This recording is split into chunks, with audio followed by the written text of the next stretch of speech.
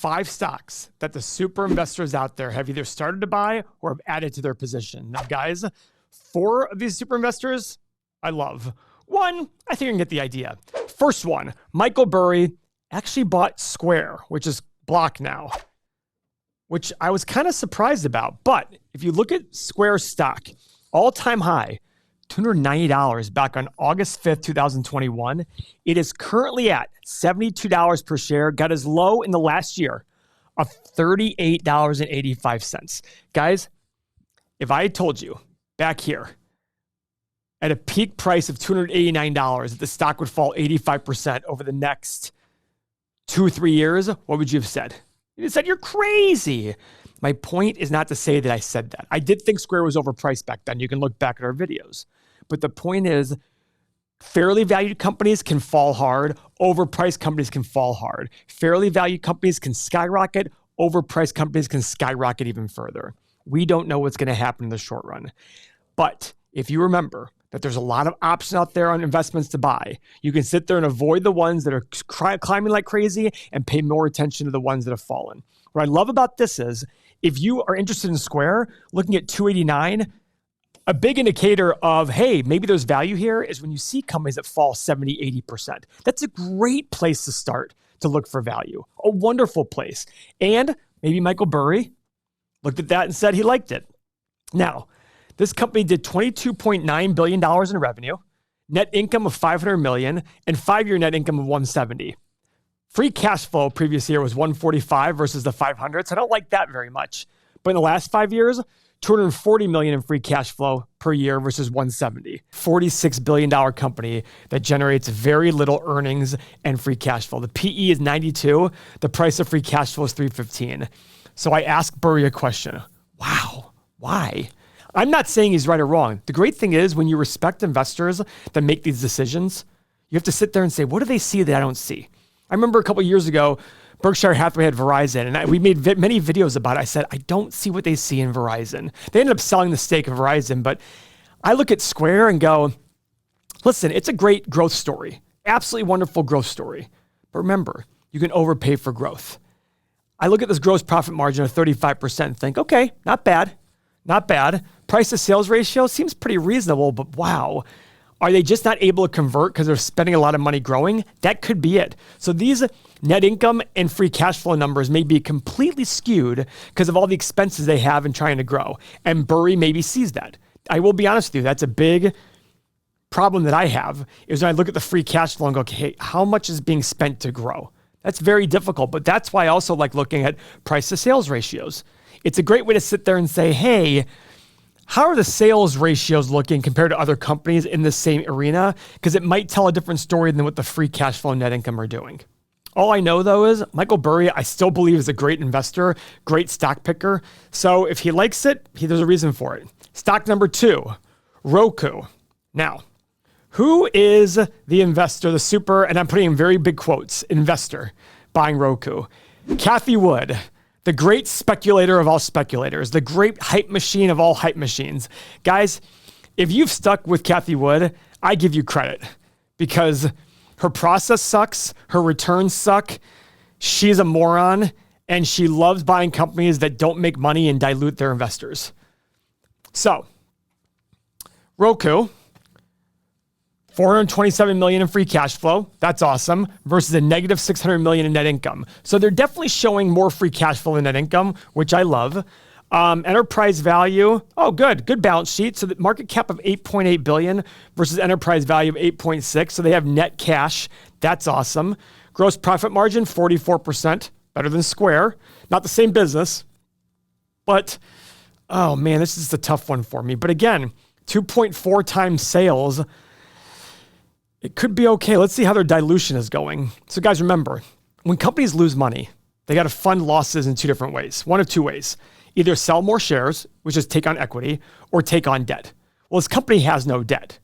So they have to issue shares. And look at this. 10 years ago, they had 86 million shares outstanding. 86. I don't know why that dropped to 28, 105, 115, 124, 133, 138, 142.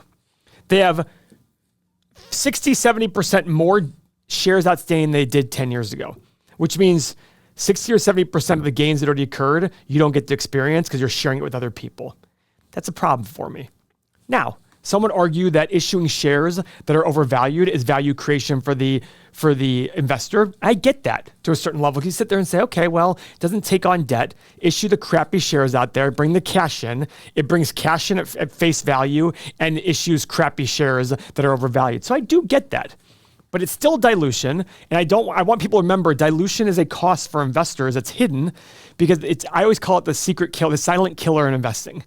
You're losing ownership stake of a company. If a company has 10 shares outstanding and you own one, you own 10% of the business. If they issue 2 more shares, you now own one still, but out of 12 shares, you've gone from 10% ownership to 8.33% ownership. It's a big drop. And then you do that a couple more times, you go from 10% down to 5, 4, 3, 2. That's the thing that happens. It's always kind of icky for me. But let's look at the income statement for ROKU. 320 million, 400 million, 500 million, 750, 1.1, 1.8, 2.8, 3.1, 3.5 billion in revenue. That's 10x. That's 11x in the last 10 years. Net income, they lose money every year except for 1 year. That was the COVID year, the year after COVID. But again, is there a story here that you can see? My opinion is if Cathie Wood likes it, it's probably a crappy company and not the right time to buy because she tends to buy at the wrong time and sell at the wrong time. So that's my opinion on that. Now, Ray Dalio, very surprised by this one. Ray Dalio has bought NVDA. I was very surprised by that. I also didn't like something that Ray Dalio said. I think he said there's 35 or 40% chance we're going to have a civil war in this country. Listen, never say never. I've learned that over the last 5, 6, 7 years. You never say never. But a civil war? I don't know. I didn't read anything about it. I didn't go into further detail because the second I saw it, I was like, oh my God, here we go. And I just moved on. But he likes NVIDIA. He bought NVIDIA. It's at $947 per share. All-time high was 2 months ago at $974. Man, this company is crushing it, guys. 39 times sales, net income of $30 billion. Guys, this company's just crushing it. Absolutely crushing it. I don't know what else to say besides they're crushing it. Is he trading it because of the hype around it? Maybe he sees something. I don't know. I can't get my head around NVIDIA. 8 pillars. 230 times 5-year earnings, 247 times 5-year free cash flow. Keep in mind, free cash flow has skyrocketed. Earnings have skyrocketed in the last 2 years. So that is something to consider here. But man, I have a hard time getting around this one. But $2.37 trillion market cap. Absolutely incredible. Now, 2 super investors have bought this one company. Grantham and Dalio Ray Dalio also bought Google in the first quarter. Isn't that funny? Ray Dalio bought Google and NVIDIA. A tale of two cities. So let's pull up Google. Year to date. So in the first quarter, it had an average price of $140 or so. That's a great buy if you ask me. Mo, who was on our channel, he bought Google. I didn't pull the trigger. There's a lot of regrets I have about Google because it's a company that I love. And I just think to myself, talk about following trends or following news. Remember the news was over here on Google? Fire the CEO, he's got to go. Google is losing its ability to get into China. It's losing its ability to generate ad sales. All just news to do what? To justify this. That's all it was. And guys, that's what investing is. Investing is literally about these emotions. Now, when it comes to these investors, I personally don't recommend just cloning them. Monish Pabrai loves cloning, but I don't think he really means it in the way that most people think. He doesn't just buy an investment because somebody else has it. I don't just buy an investment because somebody else has it. What I do is I think, here's some ideas that these great investors are buying. What do they see in it? And what can I learn from that? And maybe I'm like, I was overlooking this. I need to go take a look at this. And Google, to me, is a wonderful company. But remember, the fundamentals tell a certain story, but you got to couple that with the numbers. That's why I'm confused by Dalio buying Google and NVIDIA. I'd really love to understand why he did these two. Now, you might be hearing this and going, holy cow, Burry, Wood, Dalio, Grantham, we still have one more super investor and their purchase to go through.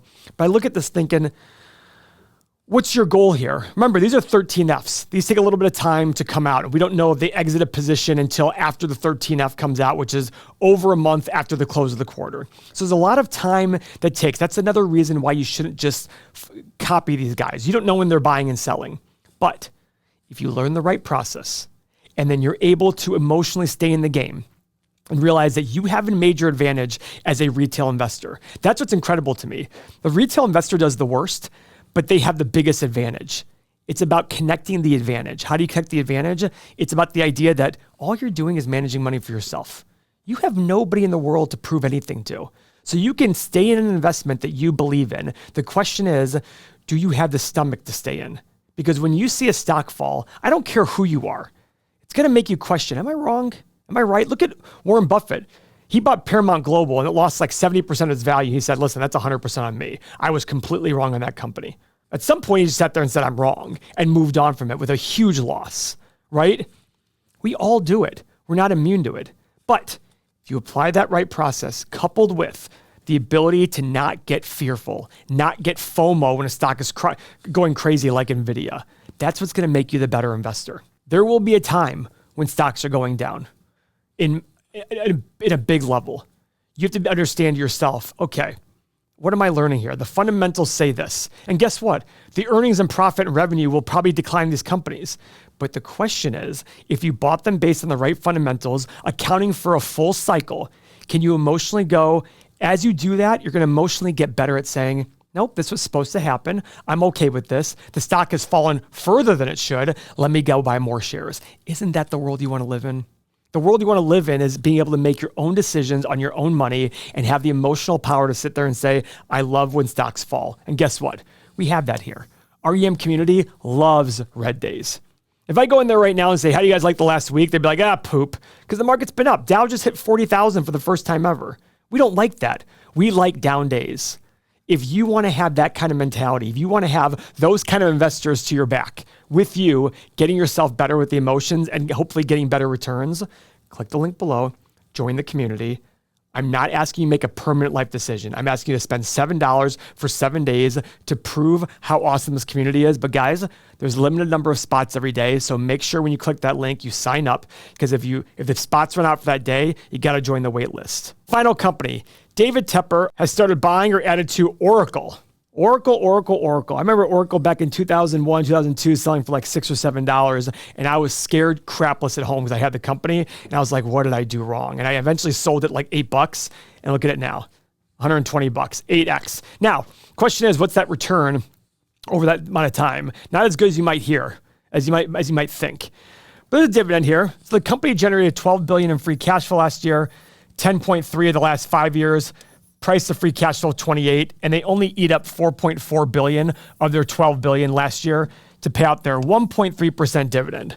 All right, $343 million market cap. I'm surprised by this. Enterprise value of 464. That's $120 billion in debt. Very, very weird for a tech company. Most of these tech companies, you look at Microsoft, all these places, they don't have as much debt as these companies do. That's a big debt level for $12 billion in free cash flow. Great gross margin, better than Microsoft, 71.5%. Great revenue growth, increasing revenue growth, high return on invested capital. Great company. Let's see. Oh, a lot of X's here. I mean, look at that debt level. Yeah, I don't know if I see it on the Oracle front quite yet. That's just my opinion, but what the heck do I know?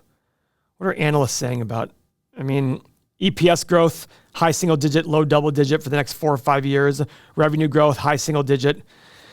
Guys, these are our super investors. If you want to be a super investor yourself, click the link below, join our community, $7 for 7 days. I'll see you in there.